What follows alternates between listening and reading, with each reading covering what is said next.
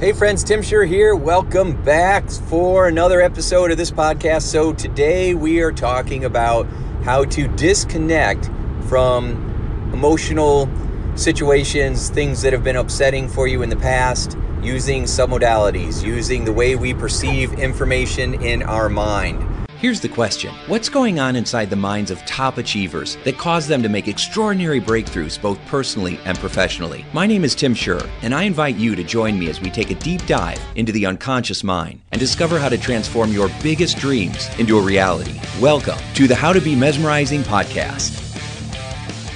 So I want you to imagine that you can turn down or disconnect uncomfortable feelings just by how you perceive them in your mind. Now, if you listen to the last podcast, you learn how to increase motivation by figuring out how you're naturally motivated. So what I'd like you to do this time is to think about a time when you felt naturally relaxed, okay? When you felt peaceful and comfortable and calm and at ease.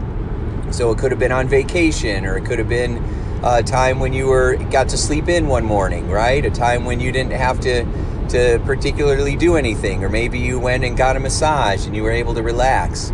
So I want you to think of a time when you felt more calm, and I want you to notice what you're focusing on, what you're picturing in your mind when you feel more calm, when you feel more peaceful and at ease. So for example, when I'm feeling very relaxed, I imagine that everything feels like it's slowed down. I don't have to be somewhere. I don't have to do anything. I could just kick back. Usually my body's much more relaxed. My shoulders are more relaxed. My breathing is slower. I'm focusing on feeling more peaceful. And usually I'm engaged in something that is enjoyable, something that I like to do. So I'm reading a book, or I'm watching a movie, or I'm soaking in the tub, or taking a hot shower, right? Or just kick back. And you'll notice that all of that stuff is really just slowing down inside and feeling more calm. It's just slowing down inside, because you cannot feel anxious in slow motion. You can't be tight and relaxed at the same time. One thing that I've learned for sure after almost 30 years of helping people with anxiety and fears of all kinds is that when you slow down, you become more resourceful. And when you speed up, you become less resourceful. When you think of somebody who has severe anxiety, or you think about somebody who has anxiety attacks or panic attacks, usually something triggers them, whether you're aware of it or not. Something pushes that fire alarm inside of you and causes your brain to trigger the fight or flight response. So when we have panic attacks, people don't always know what it is that's triggering it. It can feel random. However, there is something in the environment that has set off one of your buttons. It's pushed one of your buttons, whether you're consciously aware of it or not. And it might have been something that's just been building up over the last couple of days, and you figured it was just normal stress, and it came to a head and caused your body to just go into this overwhelm mode. And when you go into overwhelm, your heart starts beating faster, you start speeding up inside, you feel like you can't breathe, or you get tunnel vision, or you feel lightheaded. It's this feeling of sometimes feeling almost like out of your body or out of control. People will literally feel like they're going to pass out or throw up or freak out. And that is just the fight or flight response. That's your body trying to figure out how to get out of a situation that it perceives as dangerous, painful. You're going to get hurt, and your brain's main function is survival, right? And so, but sometimes our buttons get pushed when they don't need to be pushed. Like when you are driving over a bridge or driving on a highway, or because you see an animal or something. If you have a phobic response, a phobia is just an intense, irrational fear, something that doesn't make sense. Like I had a woman come in one time and she was deathly afraid of frogs. Now, as far as I know, frogs aren't dangerous, right? I've never heard anybody being mauled to death by a frog. So that was an irrational fear, but it was real for her. So it felt real. Irrational or not, doesn't really matter. If your brain senses that there's danger around frogs or whatever it is, then you're going to respond as though it's a life or death situation. And the feeling is we don't have any control over it. And that's the scariest thing, right? So just to talk about those frogs for a second. So I took her through one of my magic brain training sessions and helped her figure out what was going on. And it turns out when she was little, maybe like 6 or 7, she was playing in the backyard, and it was a wooded backyard, and she was walking over by a rotted out tree that had fallen down, and she tripped and landed face first into this hollowed out tree stump and fell face first into a bunch of frogs that happened to be just hanging out. Now, they're on spa day, right? They're hanging out in this tree log, jumping around and eating flies and doing what they do, and all of a sudden this big giant human face comes landing on them. So I'm sure it was more traumatic for the frogs than it was for this little girl. But anyway, she tripped and landed face first in these frogs, and it freaked her out, right? It was just an intense emotional experience of tripping and landing face first in this tree stump, and then having a bunch of frogs around her. Now, she wasn't afraid of frogs before then, but because of the intensity of the event itself, her brain got scared, felt the feeling, looked around, saw frogs, figured it must be the frogs that are creating this feeling, and associated that fear to the frogs. Then she got up and she went to her parents, and she was crying and freaking out, and they were kind of laughing. Now, in her young mind, she thought they were laughing at her when she was afraid, and it just further intensified the feeling of being out of control, and I'm unsafe, and no one cares, right? All of that happens at an unconscious level. Remember when I told you before that it's not the situation, it's the belief that comes from the situation that matters more than anything else. And so her mind quickly believed that she was afraid of frogs, and it created all this meaning around it, all this emotion around it, that nobody cares, and I'm unsafe, and I'm scared and people are laughing at me. Now, when she's older and she looks back on that, she can realize that they weren't laughing at her, that her family was just like, oh my goodness, come here, you're okay. When people trip, human beings reflexively laugh sometimes. And so, as an adult, she can recognize where they were just kind of smiling and laughing, not to be mean, but just, being human, being people. And they tried to comfort her, but it had already taken place. The fear had already taken root in her mind. And then whenever she thought about frogs or those tree stumps, it just reinforced that fear that it could happen again. Now, when your brain does that over and over and over, it becomes a giant button, what psychologists call a phobic response or a phobia. And so what I did was I started to break the phobia down, right? And the first thing I told her after we realized this, that she doesn't have a fear of frogs, she has a fear of tree stumps. And she started laughing, okay? I was using laughter as a pattern interrupt to try to start to unhook her from those feelings that she was having, about the situation. Because again, you can't be tight and be laughing at the same time. Then what I did was I started to slow the situation down, right? She had this really vivid image of this giant tree stump and these giant frogs, because when people have fears, they usually make the image bigger than it really is. People have a fear of spiders. They imagine that the spiders are like, bigger than their house. I remember I helped a gentleman, his name was Jim, and Jim O'Brien. He's a meteorologist on Fox News here in Indianapolis, and where I'm headquartered at.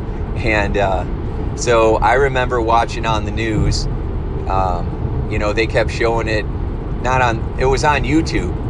They were showing Indianapolis weatherman freaks out on live broadcast. And of course, it went viral because the internet loves stuff like that. And someone had brought a big tarantula in. Now, I'm not a fan of spiders either. And that's for another story. Well, I'll tell you that story. So I remember when I was a little boy, and I had this image in my mind of this giant spider coming out. When I grew up until I was the age of 6, I lived in a trailer, right? We lived in a trailer park, and it was called,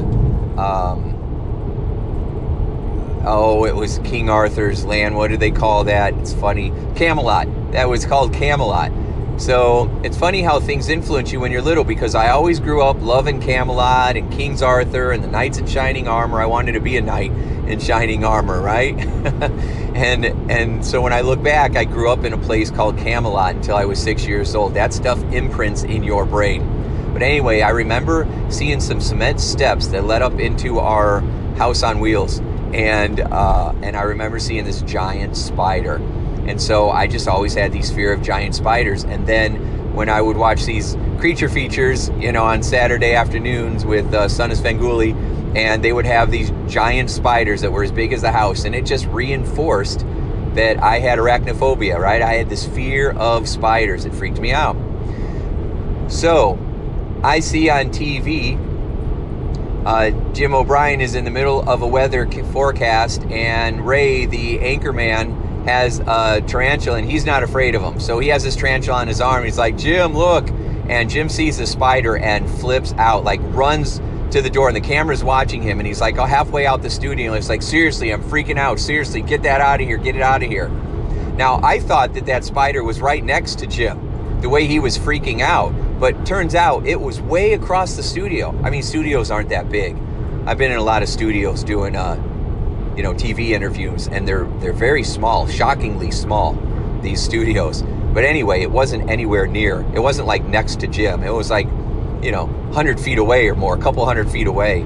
And Jim was in no danger, but Ray's like, come on. Now, Ray's very funny, very nice guy. He wasn't trying to freak out Jim, but us humans, we get a rise out of somebody, and it just makes us laugh. So Ray's like, I'm going to bring him over. And Jim literally loses his mind. He's like, I can't handle it. And he leaves right in the middle of his interview, right? So it goes viral, and Jim eventually comes back and calms down after he totally made sure that spider was gone. Okay, so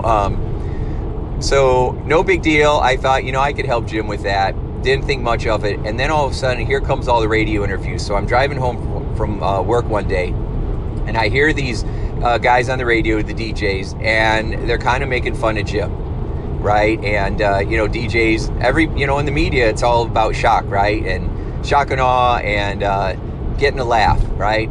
And so they were teasing him and making fun of him for freaking out about the spider. And Jim was going on there and trying to be a good sport about it and just dealing with the publicity. He didn't like it, didn't want to talk about it. But anyway, so Jim is on the radio with these guys, and they're teasing him. He goes, I know, I'm a little embarrassed about it. He says, but, freaking out, I can handle that. That wasn't that big a deal. I mean, I don't like that spider, but I can handle it. He says, but what bothers me is my dad saw that video, and it really embarrassed me that everybody's saying this stuff and making fun of me, and it's getting back to my dad. And when I heard that pushed a button inside of me, and I was like, all right. All of a sudden, I stepped into my trainer, put my coach hat on and said, oh, we're going to crush this fear right now, and you're going to show your dad how you can go from fear to triumph, and we're going to do it in 10 minutes, and you're going to be the hero in this story, like a knight in shining armor, dun, dun, dun, right? And so I got all fired up. So I tracked down Jim's phone number, and I left him a message, and I said, Jim, my name's Tim Shurr, and I'm a brain trainer, and I can help you shift that fear. I've done it 1,000 times, and I can help you shift that fear and take back control, and you won't give a crap about those spiders anymore, and you're going to feel strong and confident, right? Call me back. Let's make this happen. And I didn't hear anything from Jim. Okay? I didn't hear anything. And so about 2 months later, I get a call out of the blue from Cheryl, the producer of Fox News. And she says, hello, Tim, my name's Cheryl, and we heard about you and what you can do. And we were wondering if you would be willing to come on the air and help Jim with his fear of spiders. And so I called her back, and I said, hi, Cheryl, how you doing? And he said, oh, I'm doing just fine. How are you? And he said, oh, I'm doing good. And I said, what can I do for you? And she said, here's the deal. I was hoping that you could come on live on the air and help Jim get in the room with the spider. If we bring the same spider back, and we were just wondering if you could get Jim to be in the same room with it. And my trainer hat went back on, and I said, Cheryl, you give me 30 minutes with Jim, and I'll have that spider on his arm, and he will be totally calm and in control. And it went silent for about a minute, and I thought she was going to hang up on me. And she goes, well, so later on, she told me, she says, I almost didn't have you on because I thought you were full of beans. She said, there's no way that in half hour you could get anybody to do that. So I said, you know what? I will get him in the room with the spider, and let's see how it goes. And she said, okay, great, come on in. So long story short, about 2 weeks later, I'm in the studio, and I'm planning to have about a good 30, 45 minutes with Jim. I show up an hour early. They wanted me to come early because they wanted to do all this promo stuff, right? It was the big buildup. This was the highlight of Fox News, and that morning show was Jim was gonna, face his fears. And so they had me sit down with Ray and everybody. They told the situation. They showed some of the video. They were doing flashbacks. Ray was very nice. He says, I feel so bad. I had no idea it was going to turn into this. Jim and I are really good friends, and I never meant to, to put him in this position. And I said, well, that's okay. I said, I'm going to take care of him. And I'm like, can I go spend some time with him? And they're like, yeah. Well, real quick, we're going to do one more thing. And then we would go on live. Hey, ladies and gentlemen, Tim Shurr's here with us, and he's going to use hypnosis to help Jim, our friend Jim here, to overcome his fear of spiders. And so we were talking, asking questions, how I got into this, stuff like that. And in the back of my mind, I'm like, hey, guys, we got like 25 minutes till we go on live, and I really wanted to work with Jim, and I need to. And so they kept doing all these other things, and finally they say, all right, Jim's ready to work with you now. Apparently Jim was freaking out and didn't even want to do this, right? Didn't even want to get in the room with me. So I finally get in the room with Jim, and he looks at me, he says, hey, how you doing? I'm really nervous. I said, you're going to be fine. I said, here's the deal, man. I said, we're going to shift this for you, and you're going to feel so much more calm. I said, did you ever get my phone call? He says, yeah, I got it. I'm sorry I didn't call you back. I just didn't want anything to do with that spider. I said, it's okay, right? So make a long story short, well, not a long story because it was pretty short. I was supposed to have, 30 minutes with Jim. I got 10 minutes. So now I'm freaking out a little bit because I never did this on live TV with anybody in 10 minutes. This is one of those make it or break it moments for me, right? And so I go in a room with Jim, and finally another camera guy comes in. He's going to watch the whole thing, and I said, you can watch the first 30 seconds and you have to leave. And they were mad about it. They didn't want to leave, but I insisted because Jim was so distracted and I needed this to work. So now I have about 8 minutes left with Jim, and finally the room is quiet, and man, I hit that boy with everything I could. I did a speed induction. I hypnotized him. I was using EFT. I was collapsing anchors. I was shifting some modalities. In his mind, the spider was huge, way bigger than normal. Remember how I said when people get afraid, they make things bigger than they are? He made this spider huge in his mind, and he heard it hissing, which is funny because I used to do that too. I would hear this thing hissing. Now, they don't make sounds, but I would hear this hissing, and it was going to rear up at him, and it had these big fangs. And all he was focused on were the eyes and the fangs, and it was going to get him, right? And it was real close and in his face. So what did I do?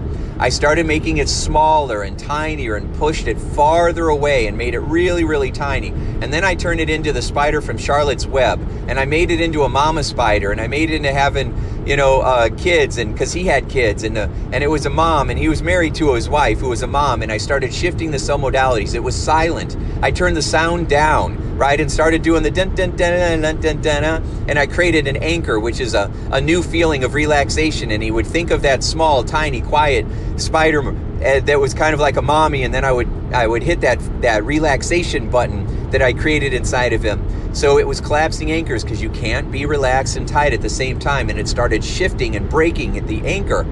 And now what I had him do was jump to the end, right, where the spider was on his arm, off his arm, and his dad was feeling proud of him. And I thought of his dad, and his dad smiling. And then I created some more visual anchors. So there was a woman named Jenny who was the one of the other anchors there, and she was wearing a red dress that day, and she was very supportive and very sweet. And so I said, whenever I say Red Jenny, you're going to feel more calm and peaceful. And then I grabbed him gently on his arm by his elbow, and I said, now I'm right here next to you. We're going to do this together. And whenever you feel my hand on your arm, and I was creating another relaxation anchor. So whenever you feel my hand on your elbow, you know, wrapping around your arm, that's me helping you feel safe. And my feelings of calm are going to flow into you, and you're going to feel calm. And when you hear me say Red Jenny, then you're going to feel more peaceful and at ease. Now, here's the lucky thing. In a height of anxiety, and when people are really anxious, they're also really good hypnotic subjects. Because what is anxiety and panic? It's a trance. We put ourselves into a trance where we're focused only on one thing. But I put Jim into a relaxation trance. And if you ever watch the footage, which is on YouTube, right, you can see what happened next live on YouTube. And just type in Tim Shurr, Fox News weatherman, spiders, and it'll pop up. But anyway, so all this happened in about 10 minutes. And so we go out there, and they had rearranged the stage again. So there's all 5 of the anchor people, and they're all standing in a line by this small table, and me and Jim are standing in the middle of them, and they're talking about it, and they're like, all right, the big moment has arrived. And my heart's just pounding in my chest, trying to stay calm, right, for everybody else. And I said, the big moment's here. Let's see what happens. So I, gosh, I'm just remembering all this craziness. So anyway, so Jim and I are there, and then they say, all right, they call it the Spider Wrangler. They called him the Spider Wrangler, which just freaks me out. So,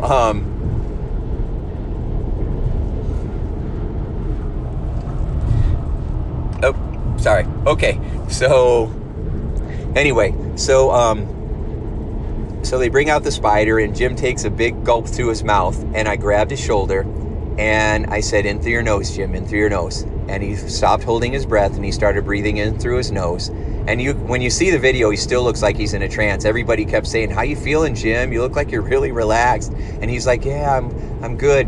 Now, when I was in there with Jim, I told him, I said, you just want to get this done. You're going to want the spider on your arm, and you're going to want to be able to get it off your arm, and you're going to want to feel good. But you're going to have this incredible urge to just put the spider on your arm, because when you put it on your arm, then you get to take it back off and imagine your dad feeling so happy. So you want the spider on your arm just so you can get to that part where you feel the release, and you're going to feel so good.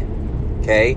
And so they put the spider by Jim, and Jim's just standing there looking at it, right? And they're like, oh my God, Jim, you did it. Congratulations, you did it. You know, you're by this. This is incredible. We can't believe you're here. You're doing it. We're so proud of you. And I said, yeah, that's pretty good. I said, Jim, what do you think though? I think, won't it feel good if we could just put that on your arm? And then I stopped calling it the spider. I just called it, right? You want just think about putting it on your arm? And Jim's like, yeah. He's like, you know, I'm thinking, and then I squeeze his elbow, and he says, I'm thinking I want to put it on my arm. And everybody looked at him like, what'd you say? And they're like, what? And then it went nuts though, right? People are like, what? Oh my gosh. And then, so they're like, all right, well, let's do this. And so Spider Wrangler takes the lid off the box, and Jim starts to hold his breath. I grab his arm, and I whisper to him, Red Jenny. And then Jenny looks, and she goes, what? And he's just looking at Jenny, and he's looking at her, and he's looking at her dress, and he's looking at her, and he starts to say, it's just Red Jenny. And she's like, oh, okay. And I said, it's just a cue to make him relax. And she's just smiling like, okay. She's like confused, right? Just kind of, everybody's just kind of like, what's happening right now? Remember what I always tell you? People have resistance, and then they go into confusion, and then they have a breakthrough. Well, so it just went smooth, right? Put it on his arm, and then went off, and everybody cheers. No. Here's the plot twist. So the spider, the Wrangler's like trying to get the spider out, and the spider doesn't want to move. And so he bumps the spider with a pencil, and the spider jumps towards the edge of the desk, or towards the edge of the box that it's in, and lifts up on its back 2 legs, just like we imagined in a movie. scared the crap out of me and Jim. Remember, I don't like spiders either. We all jump for a second, and then I grab his elbow, and we all start laughing, right? I'm like, oh my gosh, that's hilarious. That spider is dancing, right? It's like Beyonce, you know, and everybody starts laughing because I'm using humor as a pattern interrupt. So then the spider wrangler, I said, you know what? Put it on my arm.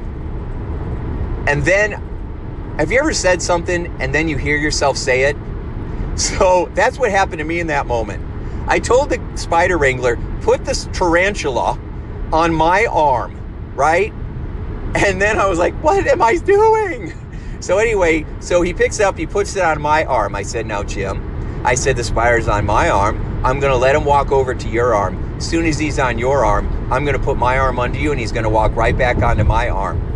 And you're going to be fine. You're going to be fine. Red Jenny, you're going to be really fine. You're just going to be fine. You're going to breathe. I squeeze the elbow, and you're going to be fine. So one arm was out with the spider on it. The other arm was holding Jim so that he couldn't run away.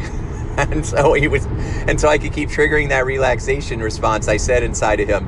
And then the spider walked over on my arm. I said, there you go. As soon as it was on my arm, I dropped my arms down and I said, take your pictures, because they were there with cameras. And in that moment, Jim was standing there on live television with the cameras going off with a tarantula on his arm, just like I said would happen. Oh, yeah.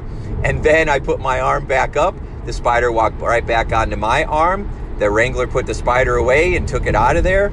And everybody lost their mind. Right? Clapping, yelling, screaming, couldn't believe it. People were freaking out.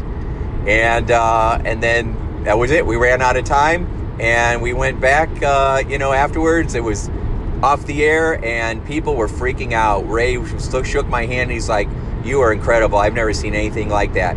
And I said, you know who's incredible? I said, Jim. Jim's incredible. You know, he's the one that did it. And I gave the credit to Jim because, you know, in that situation, my goal was for him to be the hero. I didn't need to steal the glory. It was obvious, you know, that we created a miracle that day. And I showed people the power of hypnosis. But what I really did was show people the power of your mind. And Jim was a hero. And I pulled Jim aside. I said, your dad's going to see this, Jim. In 10 miles, continue. Sorry about that. My GPS just decided to talk. So anyway, so Jim was the hero. Right? And in that moment, it was pretty exciting. And Jim got to be the star that day. And his dad was proud of him. And it was all awesome. And he thanked me. And it was really great. Right? So I remember walking out of the studio that day. And I sat in my car and I was just freaking out. I'm like, yeah. I was just dancing around and freaking out because that was insane. That was something, a breakthrough for Jim and me. I've never had a tarantula on my arm. Now, you remember that story that I told you about when I was a kid? And I remember that big spider in my mind? Turns out, years later, I found an old toy box that I had. And in that toy box, I had a giant rubber spider. And what I saw was that giant rubber spider behind the staircase at my old trailer where I grew up. And I thought it was real, but it wasn't. So I had this irrational fear just because of a toy spider that I used to play with. I don't even know how I got that toy spider. So apparently I used to like them back in the day, but I didn't remember that. And so, again, it's kind of amazing how your mind is and how it just fills in the blanks. It's called confabulation. It just makes stuff up and makes you think that it happened and it was real. It fills in spaces and gaps. And often it fills it up with stuff that are inaccurate, but we think it's real. So anyway, so Jim walked out the hero from that. So did the little girl who had, who came into me as an adult who had a fear of frogs, because in her mind, what she saw was all these frogs. And so we started talking about the tree stumps and we made the frogs friendly and happy and we shrunk them down because she thought they were big, because when you're little and your face is in them, they look big. And she started to shrink them down and make them feel more peaceful. And she disconnected that fear, right? All of a sudden, they were kind of harmless again, not a big deal. And she felt more peaceful and more safe. Now, one more side note about her and Jim. After that news, after we were on the air, I remember telling that spider wrangler, just bring in the one spider, because just bring in the same one. That's all we need. Because I didn't want to see a bunch of them. So when we went off the air and we went back in the other part of the studio, that spider wrangler had brought in like 10 spiders. It was literally a table of spiders, and they were all in their little cages.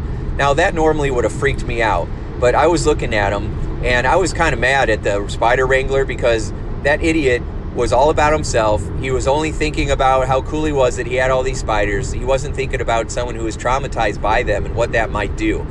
A lot of people are self-absorbed, and they don't recognize how what they're doing affects those around them. It's the whole reason I went into corporate America and started doing mesmerizing leadership programs and communication programs to help people recognize how much they're influencing those around them, their employees and their coworkers, and you got to create that self-awareness, because that's where creative change happens. That's where real cultures are built and created. That's where real innovation takes place, when leaders learn how to be more self-aware and mindful instead of wrapped up in self-deception. But that's for a different podcast and a different time. So anyway, this spider wrangler had all these different spiders everywhere. And so I'm sitting there looking at them, just kind of curious and looking at them. And I feel someone over my shoulder, and it's Jim. And Jim's just standing there next to me with this blank expression, just like me, looking at these different spiders like out of curiosity. He wasn't afraid. He was just curious. He didn't want to go touch him. I didn't either. I didn't want to go have tea with any one of those spiders, right? But I was curious, and so was he. And that was amazing for me to see, because Jim was standing there with all of those things, all those spiders, calm and cool as can be. And I thought that was amazing. That woman went home after our session, after we, shifted her fear, and, she lived out on a farm, and she said there's frogs everywhere, but they just didn't seem to bother her anymore.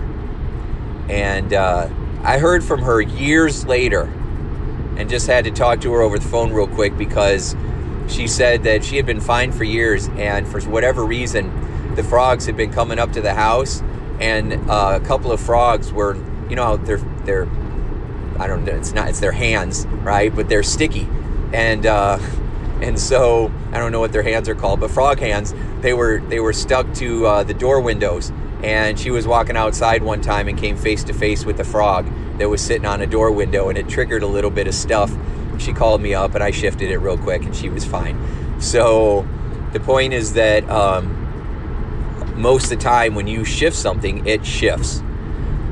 So I've been telling you these stories in a nested loop, which just means one story after another after another. For any of you NELPers, you can enjoy that. For any of you that aren't NELPers, NLPers, you have no idea what I'm talking about, and that's okay. So for you, I want you to think about these stories, and what are you doing in your mind when you want to disconnect a feeling? Are you making the scary thing big, loud? I remember a guy that got carjacked and got beat up, and the guy ran him over with the car backwards, and then the guy ran him over again and peeled out and took off, right? Now, the guy had some traumatic stress after all this, which rightly so, right? But it wasn't the carjacking, and it wasn't even getting beat up. What freaked him out was the sound of the car peeling out before it ran him over the second time. It was the sound of the tires squealing that got stuck in his mind. And whenever he thought of that situation, he would hear the squealing of the tires. And when I shifted that sound, I scrambled that sound, got it to go away, got it to be quiet. 2 miles, continue onto I-24 East. All right, thank you, GPS. I don't know if you can hear that or not in the recording, but that's my GPS going off. So anyway, this guy, when we shifted the sound so he didn't hear that sound anymore, he had the memory, but he didn't hear the sounds anymore, he was able to let it go. And that part was amazing. That part of it was pretty incredible. And so that's what I want you to think about.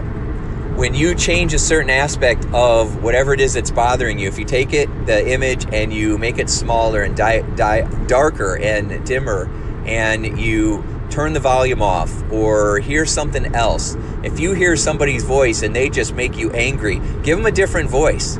Like, Like the wah, wah, wah, wah, wah, the teacher from from Charlie Brown. Sorry, my mind's getting a little scattered here. Or if there's somebody that, I had a woman who, her boss's voice used to intimidate her, and he would come out yelling at everybody. And so I said, think about somebody who, when you talk to them, they make you laugh. Think about their voice. And she said, on to I-24 East. I have somebody in mind that makes me laugh, cracks me up every time. And, I just think of every time I hear their voice, I just start laughing. I said, okay, great. I want you to think about... 6.5 miles, take exit 213A on the right onto I-24 East towards Chattanooga. In 6.4 miles, take exit 213A on the right onto I-24 East towards Chattanooga. Sorry about that. I had to try to turn off my GPS. So anyways, she would, when she was thinking about her boss in that annoying voice, I had her think about the funny voice, of that comedian, and give her boss that funny voice. And when she thought of her boss, she heard that voice, and she said the next day he usually came out and started griping at everybody, and he would come right to her desk. And as he started walking to her desk, she heard that funny voice in her mind, and she started giggling. And he looked at her, and she started giggling even more. And then he looked at her and got confused and turned and went back to his office. And she's like, oh my God, he hasn't come to my desk and griped since. I thought he was going to get in trouble, but it's actually the best thing ever. He's kind of avoiding me now. And so you have the power to shift what's going on inside of you, and it's pretty incredible. So to wrap this up here, I want you to think about how you imagine different things in your mind. And if you have a situation that's upsetting or stressful, then think about pushing it farther away from you, or shrinking it down, or turning the volume down, or,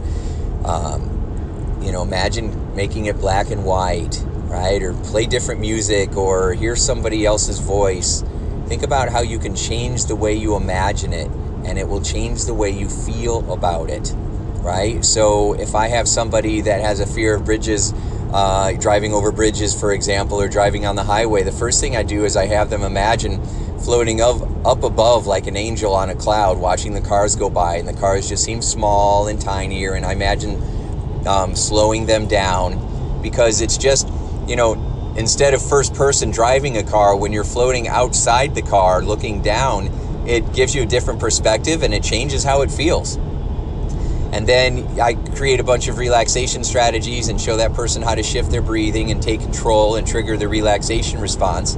And then have them imagine maybe floating right behind the car, or in the back seat and feeling secure. And then in the passenger side, feeling at ease. And then being in the driver's side and feeling calm and secure. And as you desensitize that person using relaxation and changing the way that you're perceiving the information, it shifts how it feels. And all of a sudden, people start to feel more calm and comfortable. They feel in control. Because feelings like that of fear of driving, fear of bridges, things like that are really just a fear of being out of control, right? Feeling like we're going to freak out and drive off the bridge, or, run into a semi or something. It's just a feeling of being out of control. And when you teach that person how to take control back, how to shift their relaxation response, how to slow their heartbeat down, how to feel more calm and in control, then all of a sudden they start to feel more empowered, and it breaks the spell, makes them feel more secure, right? So, and then with practice, you feel more and more comfortable, more and more confident. So I shared a lot here in this podcast. There's a lot of nuggets in here. There's a lot of great tools, tips, and insights that will help you feel more strong, confident, and in control. So I want you to go back and review this. If you have questions, let me know. I know that sometimes you might have to go back and listen to this a variety of times, because I said a lot of stuff in here.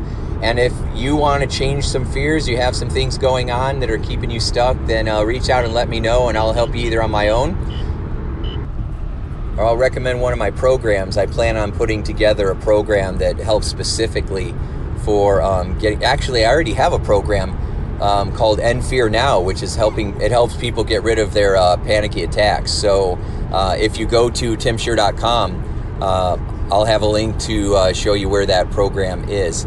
So Anyway, so I hope you enjoyed this, and I hope you got a lot out of it. Thanks so much for listening, and I hope that you make today a sure success. Thanks so much, and we'll see you in the next podcast. Make sure you like and subscribe to this. Thanks so much, and have a great day. Bye. Hey, would you like more free tips on how to be a mesmerizing leader? Then check out mesmerizingleadership.com, and also hang out with me on Facebook, facebook.com/Tim Shurr. Thanks so much, and make your day a sure success.